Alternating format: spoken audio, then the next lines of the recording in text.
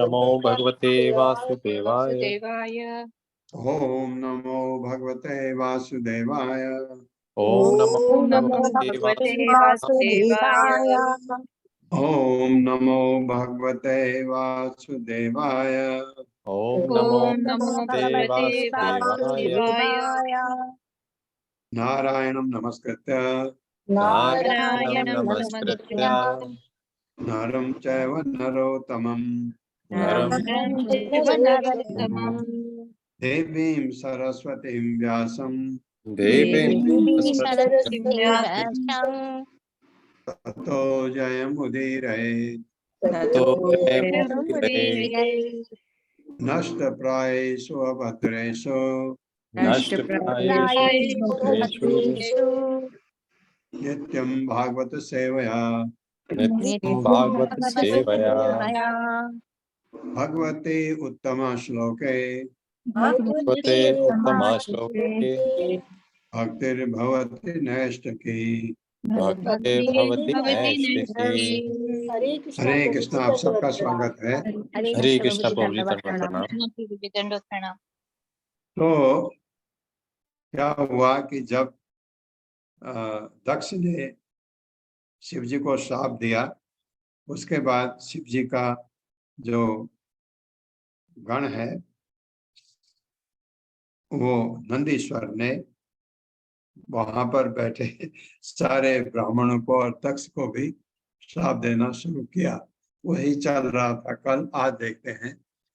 गृहेषु कूट धर्मेषु शक्त्यो ग्राम सुखे चया कर्म तंत्रम वितनुते वेदवाद विपन्न धीः।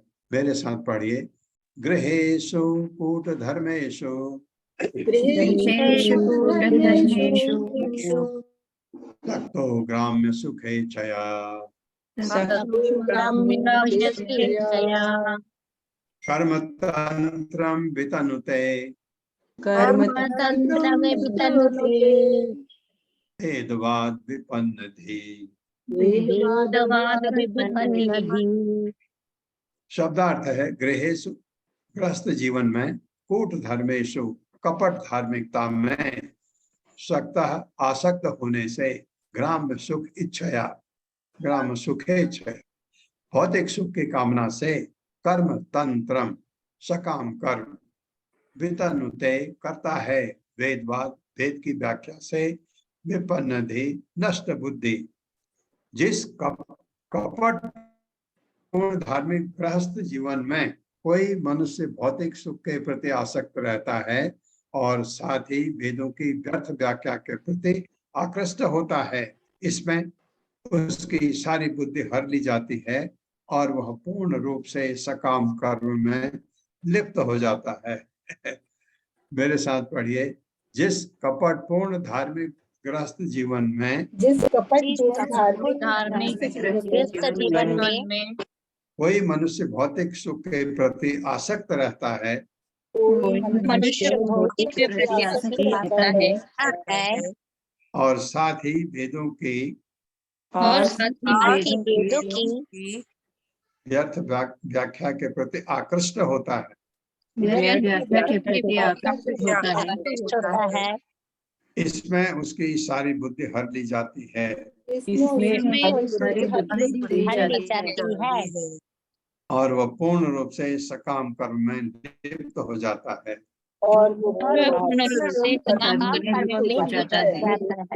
हाँ, ऐसा अगर हुआ तो क्या हुआ? जन्म मृत्यु जरा व्याधि 84 लाख पर घूमता रहेगा। तात्पर्य माता जी। हरे कृष्णा। हर्षा माता जी। हरे कृष्ण माता जी। हरे कृष्ण प्रभु जी। शील प्रभुपाद की जय। शील प्रभुपाद द्वारा तात्पर्य। जो लोग अपने शारीरिक अस्तित्व को ही सब कुछ मानते हैं वे वेद वर्णित सकाम कर्म में आसक्त रहते हैं। उदाहरणार्थ वेदों में उल्लेख है कि जो चतुर्मास व्रत का पालन करता है उसे स्वर्गलोक में शाश्वत सुख उपलब्ध होगा। भगवद गीता में कहा गया है कि वेदों की यह अलंकृत भाषा अधिकतर उन पुरुषों को आकृष्ट करती है जो अपने को शरीर रूप मानते हैं। ऐसे लोगों के लिए स्वर्गीय सुख ही सब कुछ है। उन्हें यह पता नहीं है कि इससे भी परे आत्म जगत या ईश्वरीय धाम है और वहां जाया जा सकता है। इस प्रकार वे दिव्य ज्ञान से वंचित रह जाते हैं। ऐसे लोग गृहस्थ जीवन के विविध विधानों को संपन्न करने में अत्यंत सतर्क रहते हैं, जिससे अगले जीवन में ही वे चंद्रलोक का या अन्य लोगों में भेजा जा सके। यहाँ पर बताया गया है कि ऐसे लोग ग्रामीय सुख अर्थात भौतिक सुख के में लिप्त रहते हैं। उन्हें शाश्वत आनंदमय आध्यात्मिक जीवन की कोई पता नहीं रहता। हरे कृष्ण प्रभु जी। हरे कृष्णा। बुद्ध्या पर अविद्यान्या विस्मृत आत्मगति पशु स्त्री काम सो अस्तु अतितराम दक्षो वस्तुमुखो अचिरात। मेरे साथ पढ़िए। बुद्ध्या पर अविद्यान्या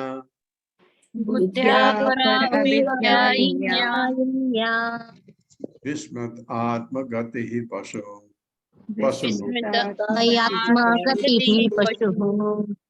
स्त्री काम सो अस्तु अतितराम मोक्षाय स्त्रियतितराम् दक्षो वस्तुमुखो अचिरात्। दक्षो वस्तुमुखो यश्चिरात्। शब्दार्थ है बुद्धिया, बुद्धि से, पर अभिध्यायिना इन्या शरीर को आत्म समझकर, विस्मृत आत्मगति ही विष्णु ज्ञान को भूलकर, पशु पशु स्त्री काम विषय जीवन में लिप्त रहकर, सह वह अस्तु हो अतितराम अतिशय दक्ष दक्ष वस्तुमुख वक्रे का मुंह अचितर अचिरात शीघ्र ही। ये श्राप दे दिया दक्ष को। किसने? नंदीश्वर ने।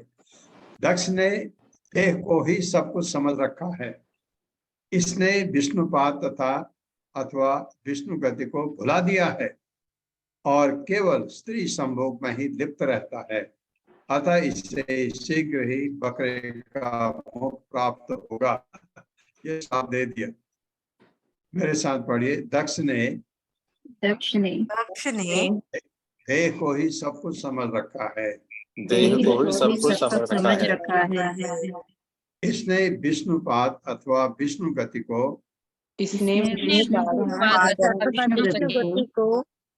भुला दिया है और केवल स्त्री संभोग में ही लिप्त रहता है।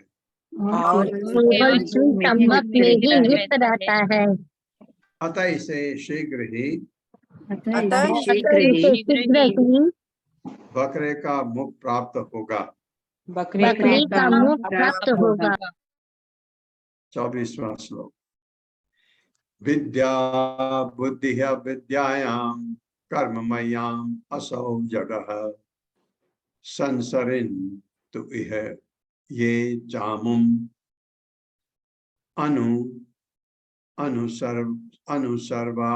अनुसर्व अवमानिनम। मेरे साथ पढ़िए। विद्या बुद्धि ही अविद्यायाम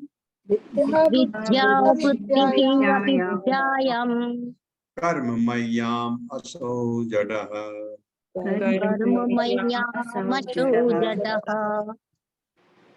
संसरन्तु इह ये चामुम अनुसर्व अवमानिनम।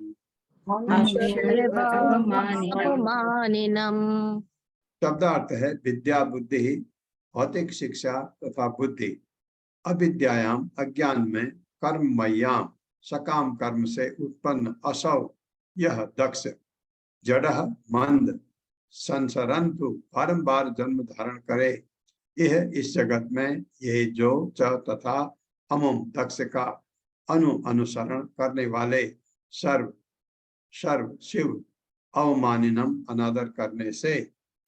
ये क्या कह रहा है फिर नंदीश्वर?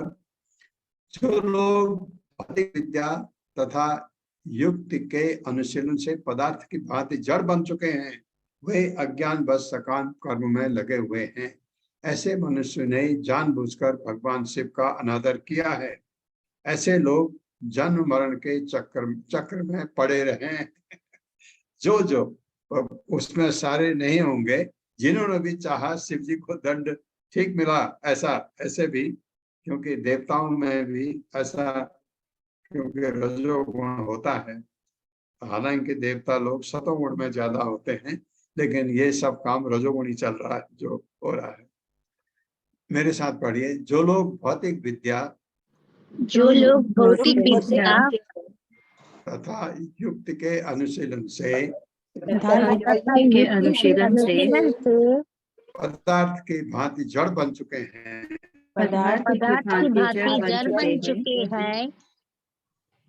वे अज्ञानवश सकाम कर्म में लगे हुए हैं। ऐसे मनुष्य ने जानबूझकर भगवान शिव का अनादर किया है। ऐसे लोग जन्म मरण के चक्र में पड़े रहें।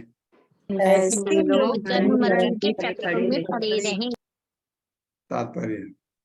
हरे कृष्णा। शैला उपाध्याय माता जी। शैला उपाध्याय माता जी, हरे कृष्णा। जय अनीता माता जी, हरे कृष्णा। जय अनीता माता जी, कृष्णा माता जी। जी पढ़िए माता। हरे कृष्णा माता जी, हरे कृष्णा। मैं शैला बोल रही हूँ माता जी। प्रभुपाद के द्वारा तात्पर्य, यहाँ पर वर्णित तीनों साप किसी को भी पत्थर के समान जड़ बनाने, आत्मज्ञान से रहित करने तथा भौतिक विद्या से संलग्न रहने के लिए पर्याप्त है। इन सापों के देने के बाद नंदीश्वर ने ब्राह्मणों को श्राप दिया कि वे जन्म मरण के चक्र में बने रहे, क्योंकि उन्होंने शिव जी का अनादर करने में दक्ष का साथ दिया है। हरे कृष्णा प्रभु जी, हरे कृष्णा माता जी। हरे कृष्णा। जिन्होंने भी दिया उनका तो जन्म मरण के चक्कर में पड़े रहेंगे। ये श्राप है। अब वहां भी होगा कुछ और, देखिए। गिरह श्रुताया पुष्पिन्या मधुगंधेन भूरिणा मत्ना च उन्मित आत्मानः सम्मोहन्तु हरिद्विषः। मेरे साथ पढ़िए। गिरह सुताया पुष्पन्या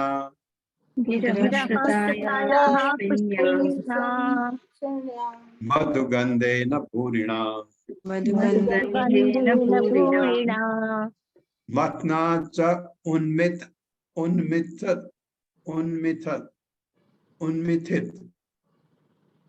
मत्ना च उन्मिथित आत्मानः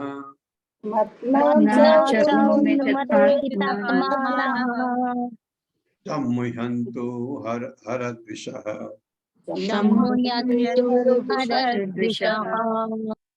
शब्दार्थ है गिरह शब्द, श्रुताया वेदों के, पुष्पन्या पुष्पों से युक्त, मधुगंधेन शहद की गंध से, पूर्णा अत्यधिक, मतना मोहने वाली, च तथा उन्मिथित आत्मानः जिनके मन जड़ बन चुके हैं, सम्मुह्यन्तु वे आसक्त रहे, हर दिशा शिव से ईर्ष्या करने वाले शिवद्रोही, मोहक वैदिक प्रतिज्ञाओं में पुष्पमयी अलंकृत भाषा से आकर्षित होकर जो जड़ बन चुके हैं और शिवद्रोही हैं, वे सदैव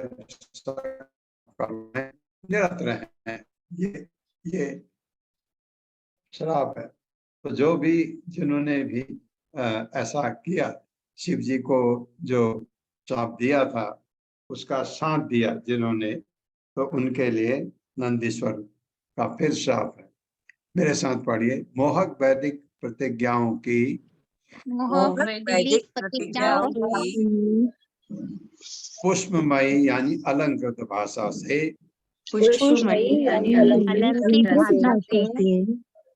आकृष्ट होकर तो जड़ बन चुके हैं और शिवद्रोही हैं,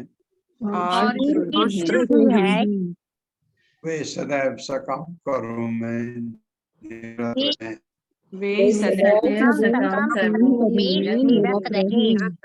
हाँ, सकाम कर्मों में करने का मतलब 84 लाख। तात्पर्य माता जी। हरे कृष्णा शैला माता जी। हरे कृष्णा माता जी, हरे कृष्णा प्रभु जी। तात्पर्य शील प्रभुपाद जी द्वारा। शील प्रभुपाद जी की जय। उच्च स्तरीय भौतिकवादी जीवन के लिए उच्चतर लोकों में पहुंचने की वैदिक प्रतिज्ञा की तुलना पुष्पमयी अलंकृत भाषा से की गई है, क्योंकि पुष्प में निश्चित रूप से सुगंध होती है, किंतु वह अधिक काल तक नहीं टिकती है। पुष्प में मधु होता है, किंतु वह भी शाश्वत नहीं होता। हरे कृष्ण माता जी। धन्यवाद प्रभु जी, धन्यवाद माता जी। बड़ा अच्छा समझाया प्रभुपाद ने। पुष्पमयी भाषा क्यों कही जाती है? अलंकृत भाषा क्या क्या किससे है? स्वर्गिक आनंद जो है पुष्पमयी है। फूल में सुगंध होती है पर रोज नहीं रहती। आप 2 दिन बाद देखिए कम हो जाएगी, 3 दिन बाद खत्म हो जाएगी। उसमें मधु होता है लेकिन वो भी धीरे धीरे खत्म हो जाता है। तो इस तरह से जो वेदों की अलंकृत भाषा है, पुष्पमयी भाषा, वो कैसी कौन है? कर्मकांडी भाषा जो है उसकी बात हो रही है। तो उसमें ये चीजें खत्म हो, ज्यादा लंबी नहीं चलती। तो ये सदैव सकाम कर्म में निरत रहें, तो 84 लाख घूमते रहें।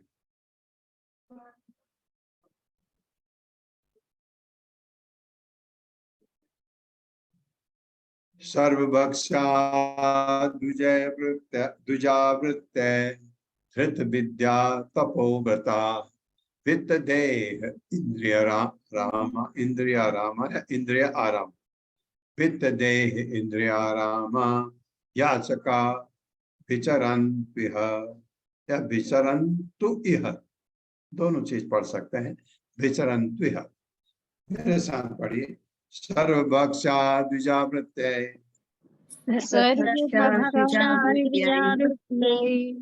धृत विद्या तपोव्रता वित्त देह इंद्रियाराम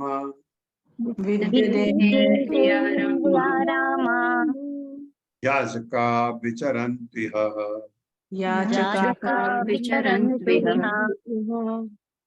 शब्दार्थ है सर्वभक्षा, सब कुछ खाने वाले, द्विजा ब्राह्मण लोग, वृत्य शरीर पालने के लिए, धृत विद्या शिक्षा का कार्य ग्रहण करके, तपः तपस्या व्रता तथा व्रत, वित्त धन देह शरीर, इंद्र इंद्रिया, आराम तुष्टि के समान विचरण तो इधर उधर घूमे। यह यहाँ ये ब्राह्मण केवल अपने शरीर पालन के लिए विद्या तप तथा व्रत आदि का आश्रय लें। इन्हें भक्ष का विवेक न रह जाए, ये द्वार द्वार भिक्षा मांगकर अपने शरीर की तुष्टि के लिए धन की प्राप्ति करें। ये श्राप दे दिया। मेरे साथ पढ़िए। ये ब्राह्मण केवल अपने शरीर पालन के लिए विद्या तप तथा व्रत आदि का आश्रय लें।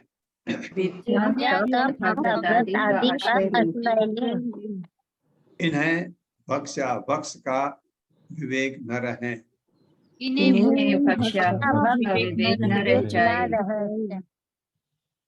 ये द्वार द्वार भिक्षा मांगकर अपने शरीर की तुष्टि के लिए धन की प्राप्ति करें। अपने शरीर के हाँ, मैं शब्दार्थ भूल गया शायद, पर कोई बात नहीं। चलिए तात्पर्य माता जी। अरुण गुप्ता प्रभु जी, हरे कृष्ण। हरे कृष्ण माता जी। तात्पर्य श्रील प्रभुपाद जी द्वारा। श्रील प्रभुपाद की जय। नंदीश्वर ने दक्ष को समर्थन देने वाले ब्राह्मणों को जो तीसरा श्राप दिया वह पूरी तरह कलयुग में लागू होता है। तथाकथित ब्राह्मण अब वह पर ब्रह्म के स्वरूप को समझने के में कोई रुचि नहीं दिखाते। यद्यपि ब्राह्मण का अर्थ है वह जिसने ब्रह्म विषय ज्ञान प्राप्त कर लिया है। वेदांत सूत्र में भी कहा गया है अथातो ब्रह्म जिज्ञासा। यह मनुष्य जीवन पर ब्रह्म की अनुभूति के लिए है। अर्थात मनुष्य जीवन का उद्देश्य ब्राह्मण पद तक ऊपर उठना है। दुर्भाग्यवश आधुनिक ब्राह्मण अथवा तथाकथित ब्राह्मण परिवारों से उत्पन्न ब्राह्मण अपने अपने व्यवसायिक कर्म धर्म त्याग चुके हैं, किंतु फिर भी वे अन्य किसी को अपना स्थान ग्रहण करने नहीं देना चाहते। शास्त्रों, श्रीमद् भागवत, भगवद गीता तथा अन्य वैदिक साहित्य में ब्राह्मणों के गुण बताए गए हैं। ब्राह्मण कोई आनुवंशिक पदवी या पद नहीं है। यदि कोई अब्राह्मण उदाहरणार्थ शूद्र कुल में उत्पन्न प्रामाणिक गुरु द्वारा उचित शिक्षा पाकर योग्य बनकर ब्राह्मण बनना चाहता है तो ये तथाकथित ब्राह्मण विरोध करते हैं।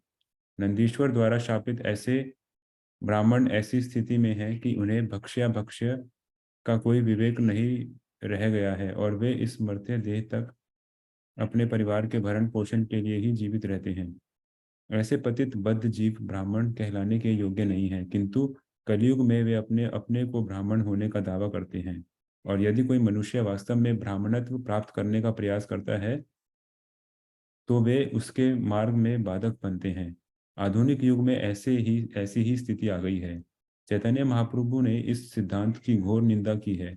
रामानंद राय से वार्तालाप के दौरान उन्होंने कहा कि मनुष्य चाहे ब्राह्मण कुल में उत्पन्न हुआ हो या शूद्र कुल में, चाहे वह गृहस्थ हो या सन्यासी। यदि वह कृष्ण विज्ञान जानता है तो वह गुरु बन सकता है। चैतन्य महाप्रभु ने कोई शूद्र शिष्य चैतन्य महाप्रभु के कोई शूद्र शिष्य थे, यथा हरिदास ठाकुर तथा रामानंद राय। यहाँ तक कि सभी गोस्वामी जो चैतन्य महाप्रभु के प्रमुख छात्र थे, ब्राह्मण समाज से च्युत थे, किंतु उन्होंने कृपा करके उन्हें उच्च कोटि का वैष्णव बना दिया। हरे कृष्ण प्रभु जी। ये तो प्रभुपाद ने समझाया, लेकिन जो उन्होंने पहले कहा है कि ब्राह्मण ऐसा होगा, बिल्कुल वैसा ही कलयुग में है। क्योंकि जो नंदीश्वर ने श्राप दिया ब्राह्मणों को, आप जानते हैं, भगवत गीता में आपने पढ़ा है, भागवतम में सुना है, ब्राह्मण बहुत उच्च सतोगुण में आपका जो गुण के गुण नहीं होते, शांत होता है, ग्रंथों का ज्ञान है, में जो हमारे हृदय में बहुत कम होते हैं, सतोगुणी में, कुछ में नहीं भी होते। ये ब्राह्मण की पद्धति, ब्राह्मण ज्ञान देता है लोगों को। और मैं आपको जैसे पहले बताया था कि जब ब्राह्मण में क्या सब उसको सम्मान देते हैं, उसमें घमंड आने का खतरा होता है।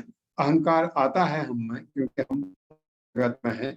अगर हमको सारे लोग कहें, नमस्कार करें और हमको कहें कि आप सब कुछ है, आप बता दीजिए, ये बताए, तो हम बोलने लगते हैं घमंड से।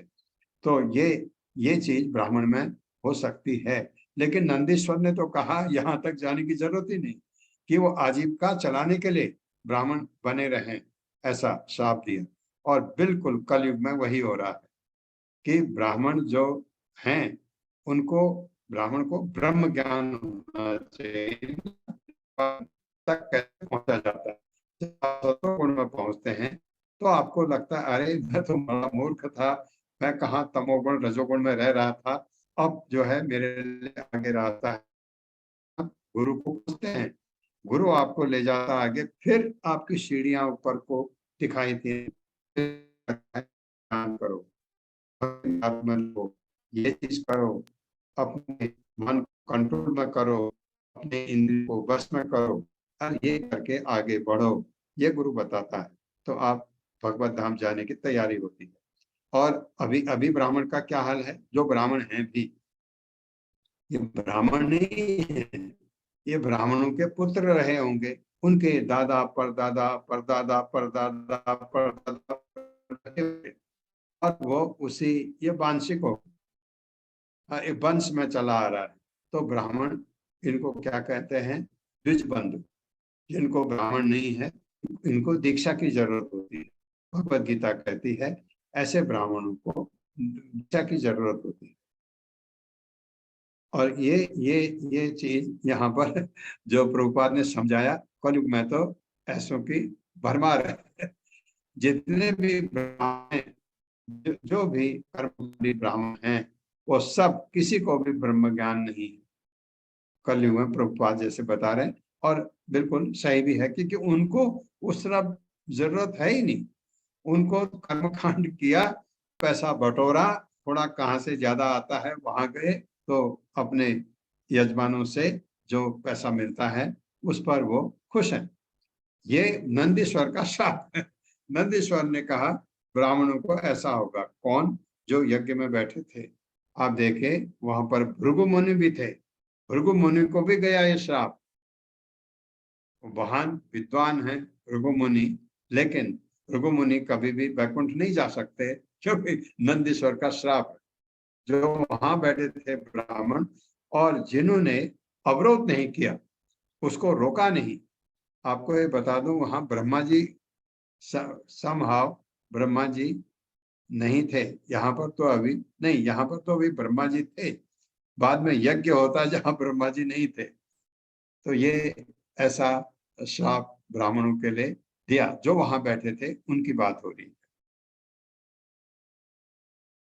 और दूसरी तरफ अगर कोई चमार खानदान से है, चमार कुल से है, चमार कहते हैं जो कुत्तों का मांस खाते हैं, सॉरी, उनको चांडाल कहते हैं, जो कुत्तों का मांस खाते हैं। चांडाल कुल में से और कोई भगवान का भक्त बन जाए और करते करते वो आपके ब्राह्मण से भी ऊपर वैष्णव बन जाए, वो भगवान का भक्त है।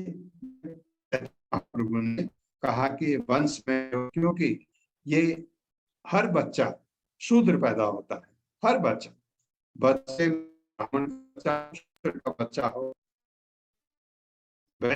बच्चा हो, क्षत्रिय का बच्चा हो, किसी का भी बच्चा हो, बच्चा कोई नहीं होता, करवाते हैं उसमें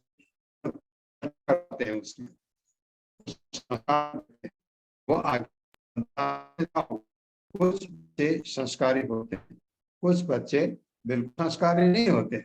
माँ बाप ने संस्कार दिए ही नहीं, कहाँ से होंगे? और उनमें कुछ उनके तो माँ बाप में भी संस्कार नहीं होते। ये चीज तो ये जो ईश्वर की कृपा भी होती है, अपनी कृपा भी होती है।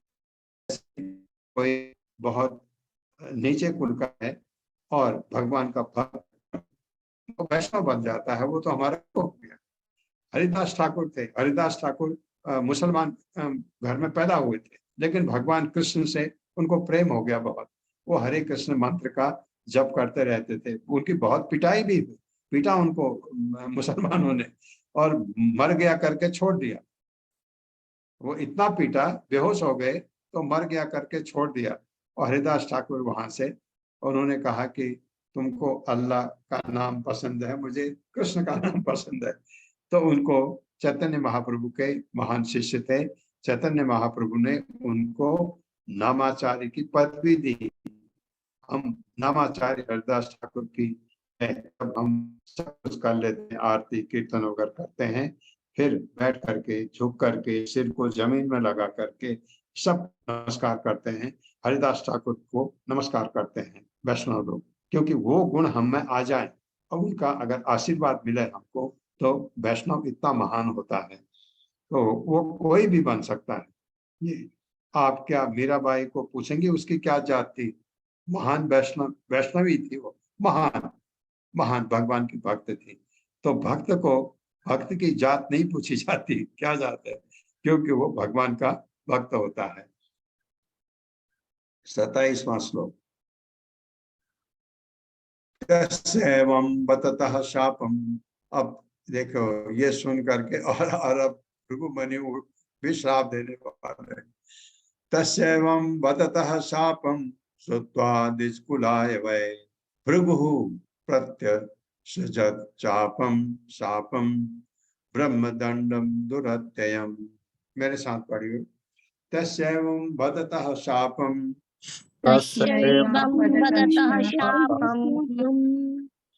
श्रुत्वा द्विजकुलाय वै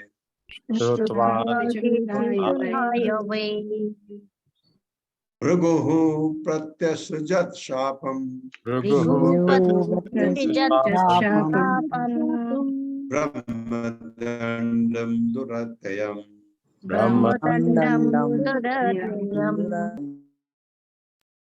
शब्दार्थ है उसका, नंदीश्वर का। एवं इस प्रकार बततः शब्द, शापम शाप, श्रुत्वा सुनकर, द्विज कुलाय ब्राह्मणों को, वह निसंदेह भृगु ने प्रत्यसृजत दिया, शापम शाप, ब्रह्मदंडम ब्राह्मण द्वारा दिया गया दंड, दुरत्ययम दुर्लज्ञ दुस्तर। इस प्रकार जब ब्राह्मणों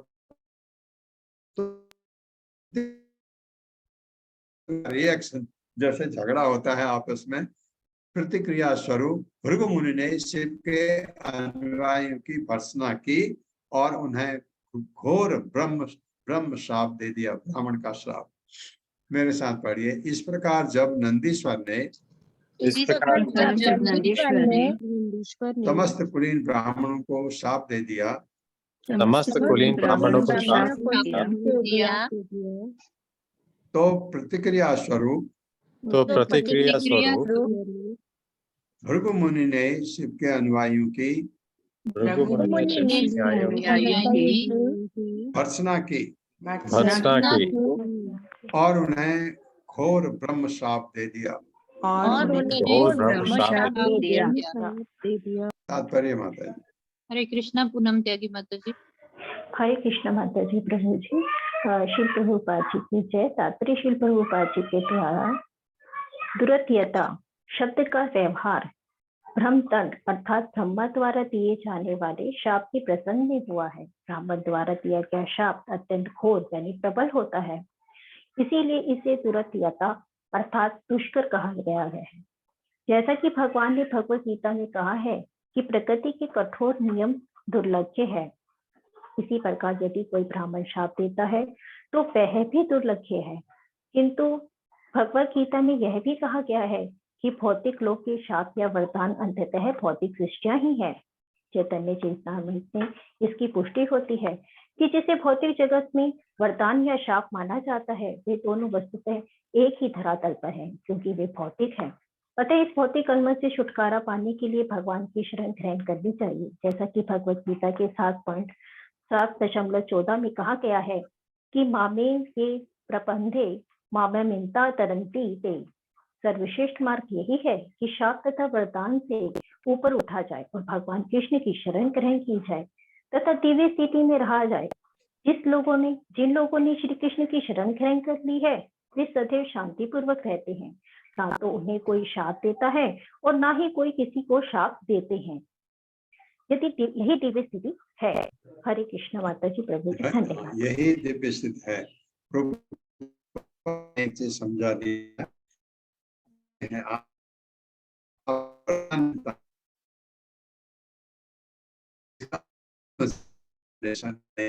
यहाँ हम भगवान कृष्ण की रत रहे हैं तो आप इन चीजों से ऊपर उठ जाते हैं।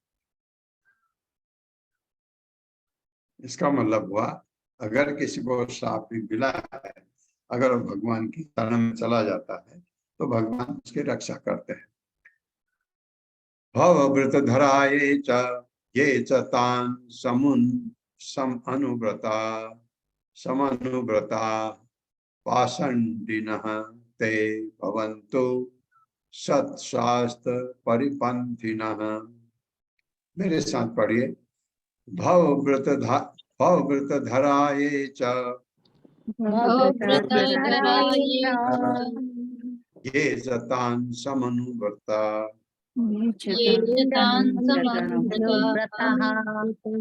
पाषण्डिनः ते भवन्तु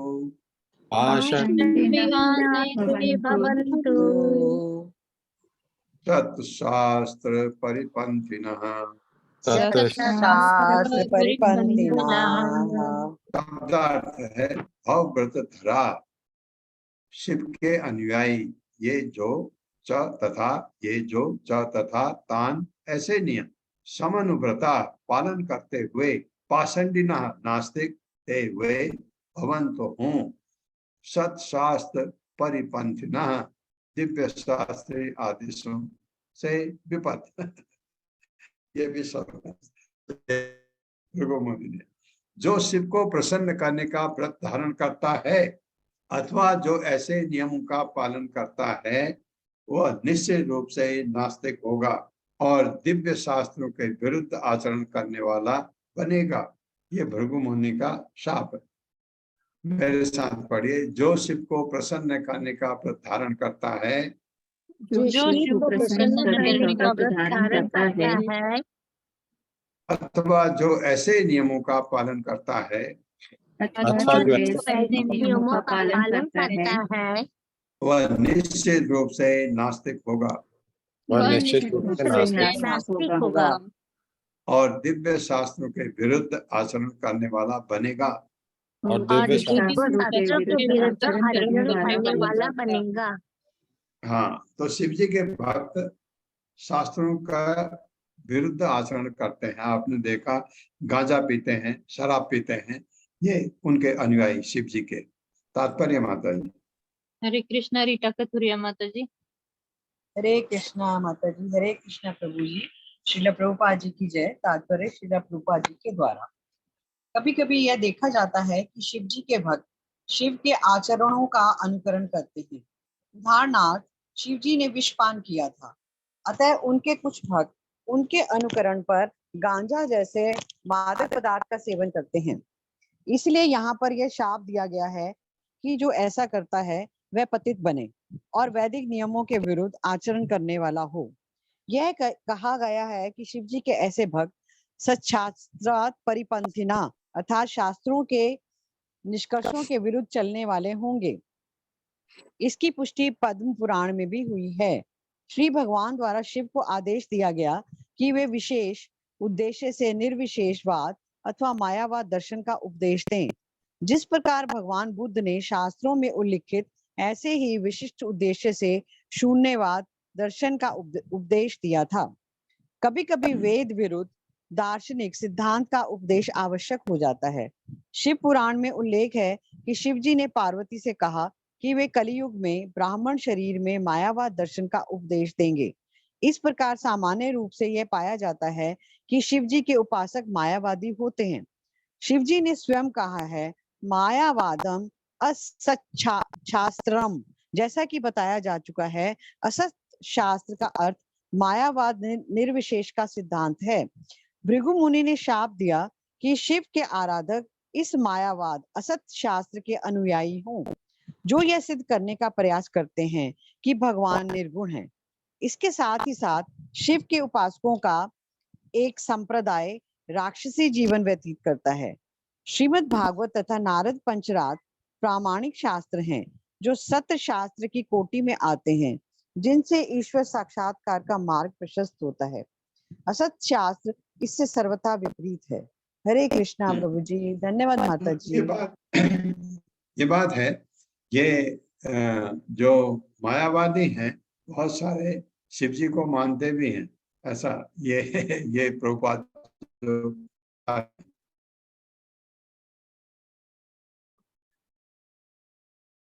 नष्ट शौचामुदतेयो जटा भस्म अस्थिधारिणः विशन्तु शिव दीक्षायां यत्र दैवं सुरासवम्। मेरे साथ पढ़िए। नष्ट शौचा मूढ़धियो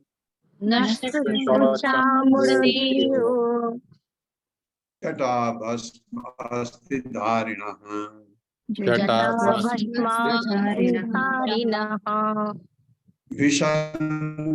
शिव दीक्षायां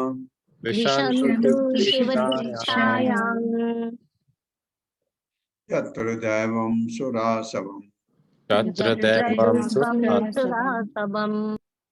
शब्दार्थ है नष्ट शौचा, शुचिता पवित्रता का परित्याग करके, मूढ़ धियः मूर्ख, जटा भस्म अस्थि धारिणः जटा राख तथा हड्डियां धारण किए, विशंत प्रवेश करें शिव दीक्षायाम शिव पूजा की दीक्षा में, यत्र जहाँ दैवम ईश्वरी है, सुर आसम मदिरा तथा आसव।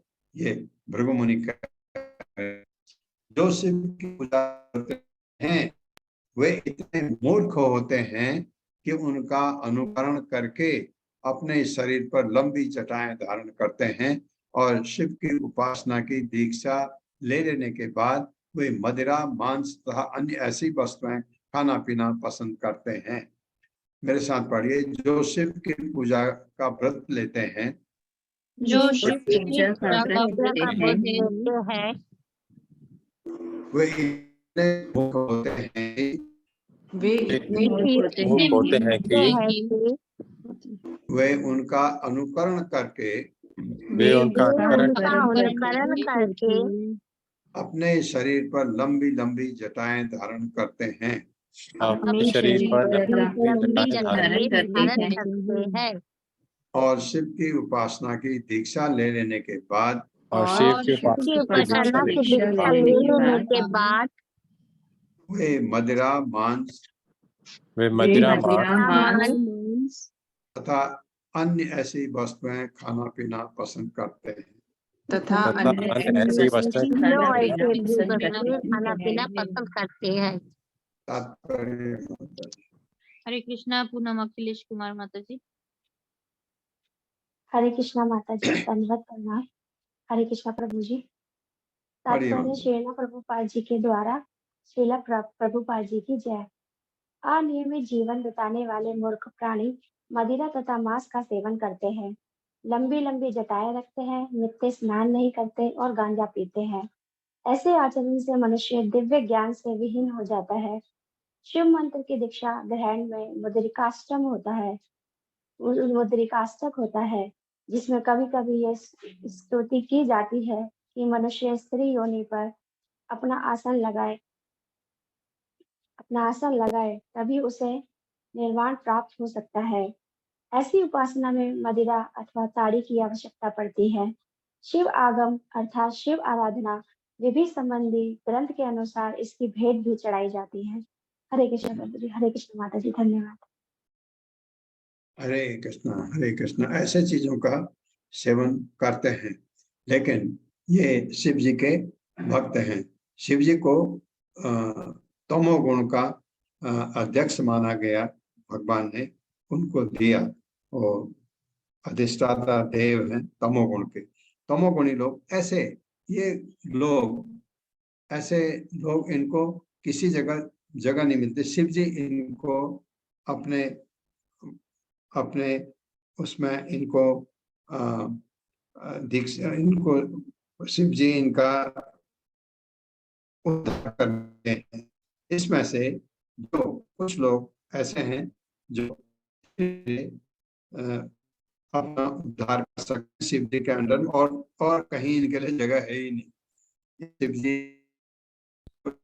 शिव में ये गुण नहीं है। शिव तो महावैष्णव है, लेकिन उनको ये तमोगुणी लोग, जिनमें ऐसी गलत आदतें हैं, ये शिव जी के भक्त अपने को बताते हैं, और इनमें से उसों का उद्धार शिव जी करते भी होंगे।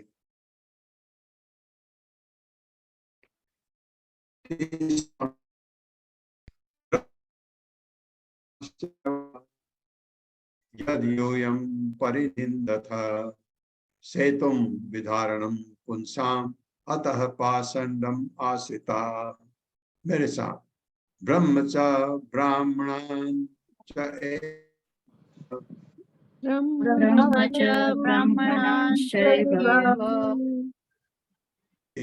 यद्योऽयं परिनिन्दथ सेतुं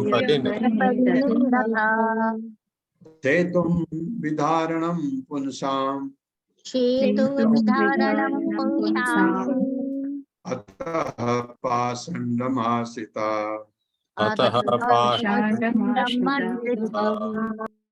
शब्द अर्थ है ब्रह्म, वेद, च तथा ब्राह्मणों को, च तथा एवं निश्चय ही, यत् क्योंकि, यूयम तुम सब, परिनिंदत निंदा करते हो, से तुम वैदिक सिद्धांत, विधारणम धारण करते हुए, पुंसाम मनुष्य जाति का, अतः इसलिए पाषंडम नास्तिकता आश्रिता शरण ले रखी है।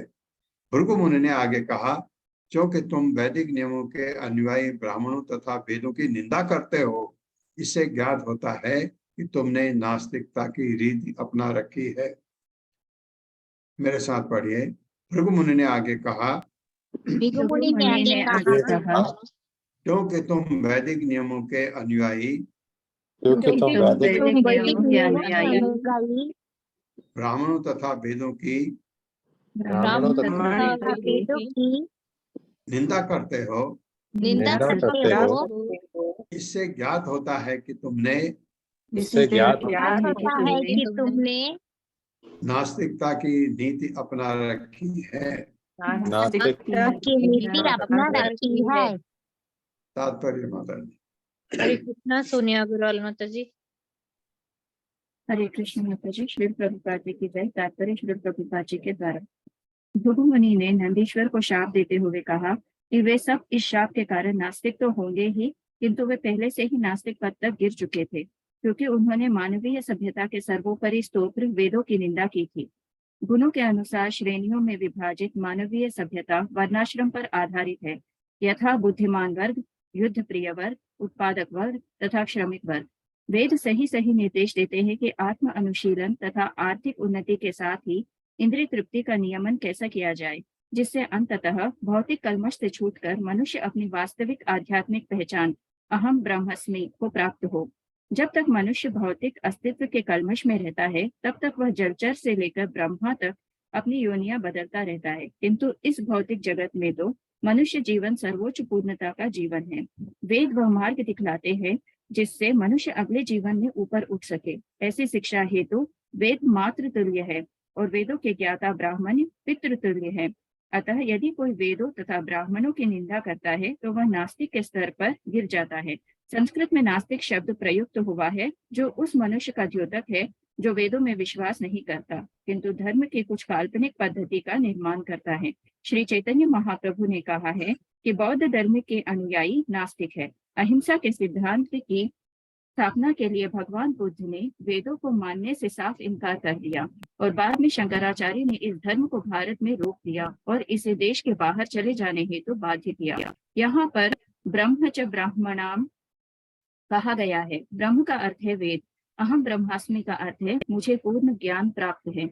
वेदों का कथन यह है कि मनुष्य को अपने आप को ब्रह्म समझना चाहिए क्योंकि वह वास्तव में ब्रह्म है। यदि ब्रह्म अर्थात वैदिक ज्ञान की निंदा की जाए और वैदिक ज्ञान के ज्ञाता ब्राह्मणों की निंदा की जाए तो फिर यह मानवीय सभ्यता कहाँ रहेगी। भृगु मुनि ने कहा, ऐसा नहीं है कि तुम लोग मेरे शाप से नास्तिक बनोगे, तुम तो पूर्व से ही नास्तिक हो, इसलिए तुम निंदनीय हो। हरे कृष्ण प्रभु जी।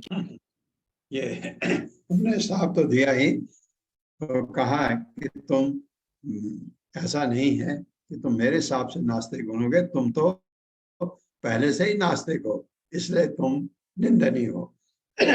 शिव जी के भक्तों को जो थे वहां 31वां श्लोक, एष एव हि लोकानां शिवः पंथा सनातनः यं पूर्वे च अनुसन्तस्तु यत् प्रमाणं जनार्दनः। मेरे साथ पढ़िए, एष एव हि लोकानां शिवः पंथः सनातनः यं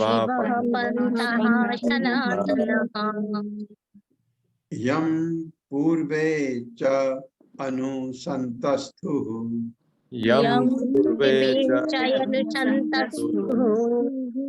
यत् प्रमाणं जनार्दनः।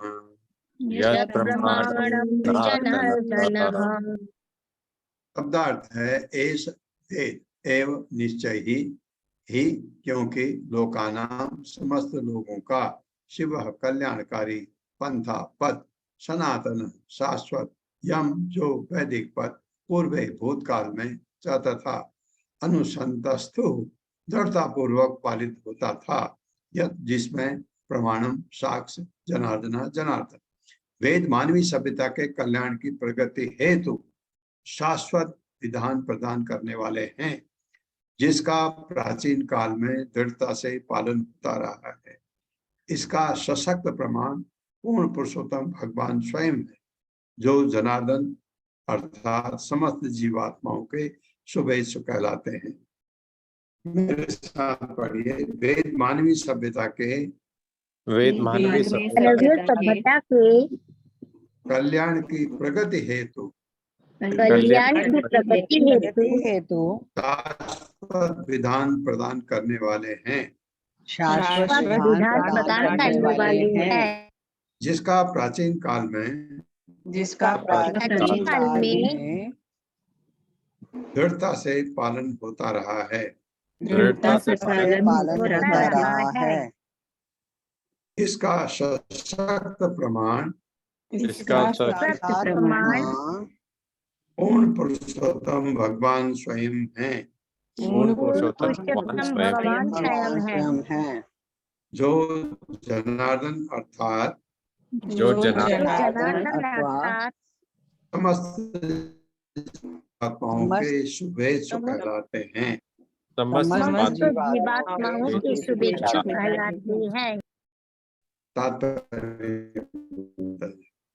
हरे कृष्णा। पूनम चौहान माता जी। हरे कृष्णा माता जी। हरे कृष्णा सभी को। तात्पर्य श्रील प्रभुपाद जी के द्वारा। श्रील प्रभुपाद जी की जय। श्रीमद् भगवत गीता में भगवान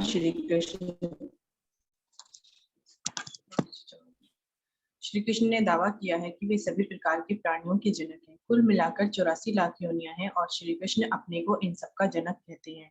चूंकि जीवात्माएं भगवान के अंश रूप हैं, अतः वे भगवान की संतानें हैं। चूंकि उन्हें गुमान है कि वे भौतिक प्रकृति को वश में कर सकते हैं, भगवान ने उनके हितार्थ उन्हें वेद प्रदान किए हैं।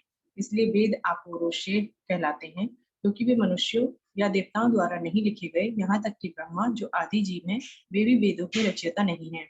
इस भौतिक जगत के ही एक सजीव प्राणी होने के कारण वे न तो वेदों की रचना कर सकते हैं और न स्वतंत्र रूप से उनके विषय में कुछ कह सकते हैं। इस संसार की प्रत्येक जीवात्मा के 4 अवगुण पाए जाते हैं: त्रुटि करना, एक वस्तु को दूसरी समझना, धोखा देना तथा इंद्रियों से अपूर्ण होना। किंतु वेद इस भौतिक संसार के किसी सजीव प्राणी द्वारा रचित नहीं है, अतः वे अपौरुषेय कहलाते हैं। कोई भी वेदों का इतिहास नहीं बता सकता।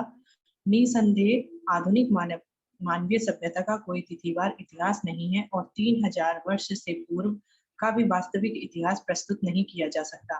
किसी ने आज तक यह शोध नहीं की कि वेद कब लिखे गए, क्योंकि वे इस संसार के किसी सजीव प्राणी द्वारा नहीं लिखे गए। अन्य सभी ज्ञान पद्धतियां दोषपूर्ण हैं, क्योंकि वे इसी भौतिक संसार के प्राणियों या देवताओं द्वारा रचित या उच्चरित हैं। किंतु भगवत गीता अपौरुषेय है, क्योंकि इसे भौतिक सृष्टि के किसी मनुष्य या देवता ने नहीं। प्रभु जी स्क्रोल कर दीजिए। हरे कृष्ण। क्योंकि इसे इस भौतिक सृष्टि के किसी मनुष्य या देवता ने नहीं कहा, इसको श्री कृष्ण ने कहा है, जो इस भौतिक सृष्टि से परे हैं। इसे शंकराचार्य जैसे उद्भट विद्वानों ने स्वीकार किया है। रामानुज आचार्य तथा माधवाचार्य जैसे अन्य आचार्यों की तो बात ही छोड़ दें। शंकराचार्य ने स्वीकार किया है कि नारायण तथा कृष्ण दिव्य हैं और भगवान श्री कृष्ण ने भी भगवत गीता में परिपुष्टि की है। अहम सर्वस्य प्रभवो मतः सर्वं प्रवर्तते। मैं प्रत्येक वस्तु का मूल हूँ, प्रत्येक वस्तु मुझी से उद्भूत है। यह भौतिक सृष्टि जिसमें ब्रह्मा, शिव तथा सभी देवता सम्मिलित हैं, उन्हीं भगवान द्वारा उत्पन्न की गई है, क्योंकि प्रत्येक वस्तु उन्हीं से उद्भूत है। वे यह भी कहते हैं कि मुझे समझने के लिए ही सारे वेद हैं। वेदस्य सर्वमेव वेद्यः। वे ही मूल वेदविद वेदों तथा वेदांत के संकलन करता है। वेदों के संकलन करता ब्रह्मा नहीं है। श्रीमद् भागवत के प्रारंभ में कहा गया है, तेने ब्रह्मा हृदा। भगवान ने ब्रह्मा के हृदय में वैदिक ज्ञान का उपदेश दिया। वैदिक ज्ञान चारों दोषों, त्रुटि, मोह, प्रवंचना तथा अपूर्णता से रहित है, जिसका प्रत्यक्ष प्रमाण यह है कि इसे भगवान जनार्दन ने कहा और अनादिकाल से ब्रह्मा से प्रारंभ होकर आज तक उसका अनुगमन किया जा रहा है।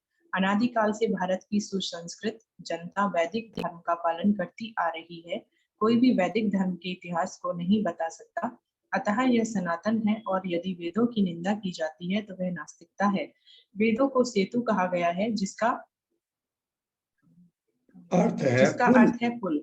यदि कोई आत्म तत्व प्राप्त करना चाहता है तो उसे अज्ञानता का सागर पार करना होता है। वेद ही वह सेतु है जिससे इस विशाल सागर को पार किया जा सकता है। वेदों में बताया गया है कि गुण तथा कर्म के अनुसार किस प्रकार मानव जाति को 4 वर्गों में विभाजित किया गया है।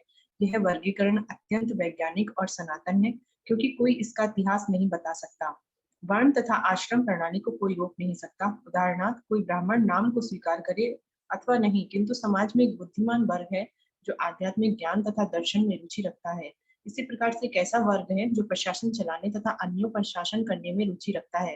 वैदिक प्रणाली में इन सैनिक मनोवृत्ति वाले लोगों को क्षत्रिय कहा जाता है। इसी प्रकार हरे कृष्णा प्रभु जी इसी प्रकार से सर्वत्र मनुष्यों का एक ऐसा वर्ग है जो आर्थिक विकास, व्यापार, उद्योग और अर्थोपार्जन में रुचि रखता है, जिन्हें वैश्य कहते हैं। एक ऐसा भी वर्ग है जो ना तो बुद्धिमान है, न पराक्रमी है और ना उसमें आर्थिक विकास करने की क्षमता है। वह केवल अन्यों की सेवा कर सकता है। इन्हें शूद्र या श्रमिक वर्ग कहते हैं। यह प्रणाली सनातन है, यह अनंत काल से चली आ रही है और इसी प्रकार आगे भी चलती रहेगी।